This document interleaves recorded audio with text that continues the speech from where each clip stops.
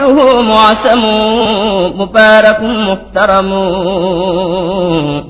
تعصيمه ينعم. bayit yi sëriñ bi da ci wax wàccuwaayu gàmm ak njëriñ li nga xam ne dundal gàmm am na ko. mu wax ne مولده معسم مبارك محترم تعصيمه ينعتم على سوي التقدم. bisub gane àdduna yonent bi sallallahu alayhi wa sallam lu ñu màggal la fa suñ borom lu bari barke la te it lu ñu warmaal la.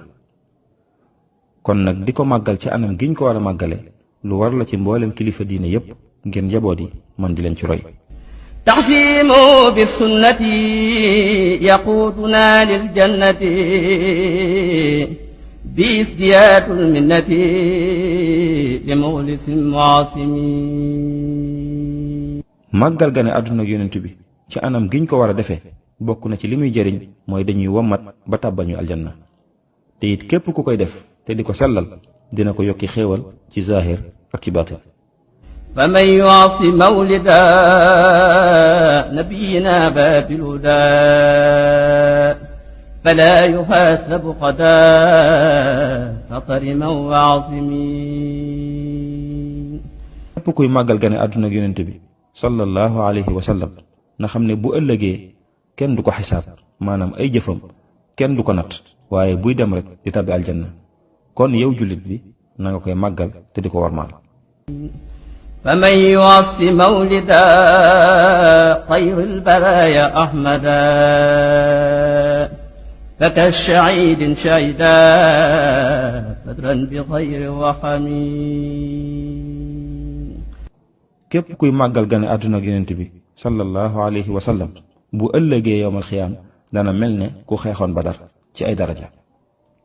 فكل من أنفق في مولده المشرف مالا بخير الشرف ولو بقدر ترامي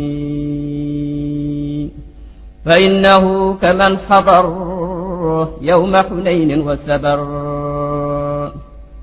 ويوم بدر ونسر خير الورى المفعمين. képp koo xam ne jël na alalam def ko ci gàmmu ngir màggal bis bi te yàqul nag ci alal ja lum néew néewit donte benn dërëm la na xam ne bu yéene ja sellee bu ëllëgee lam koy jural mooy dana mel ne ku fekk woon xareb xunayn muñ ca tartar ya fekk xareb badar ànd ak yonent bi sallallahu alayhi wa sallam ngir taxawal diine. فمن يعص مولدا نبينا باب الهدى فلا يحاسب خطا عند الحساب المفحم. képp koo xam ne yaa ngi màggal gane àdduna ak yonent bi sallallahu alayhi wa sallam na nga xam ne bu ëllëgee yowmal xiyaam kenn du la xisaab maanaam say jëf deesu ko natt waaye booy dem rek di tàbbi aljanna bis boobu nga xam ne tartar ya dana metti te dana tiis.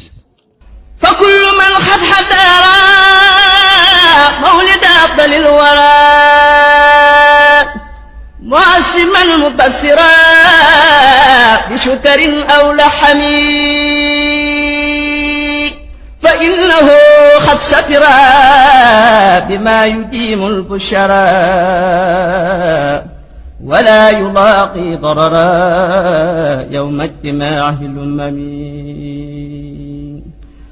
mu wax ne képp koo xam ne it teewee na bisu gàmm màggal ko dem ca mbooloo ma fañ koy màggale mu bëggal leen ci aw ñam moo xam ñam wu saf suukar la wala ñam wu saf xorom te yéen a ja sell na xam ne loola day dana ca jëlee mbég mu sax dàq te it suñ borom dana ko musal ci ay lor ak i tiis bu ëllëgee yowmal xiyaam bis bi nga xam ne ci lay dajale mboolem xeet yépp.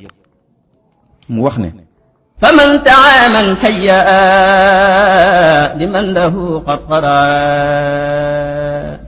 mubajjilan faqabba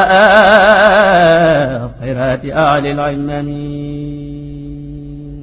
képp ku waajal aw ñam yóbbu ko ca fa mbooloo ma di dajee di fa màggal guddig yonent bi sallallahu alayhi wa sallam na nga xam ne day loola jëlee nga ca yiw woo xam ne yiw la woo xam ne du jeex mukk te it foo ko natt rek weesu na ko. مولده معسم مبارك محترم تعصيمه ينعتم على ذوي التقدم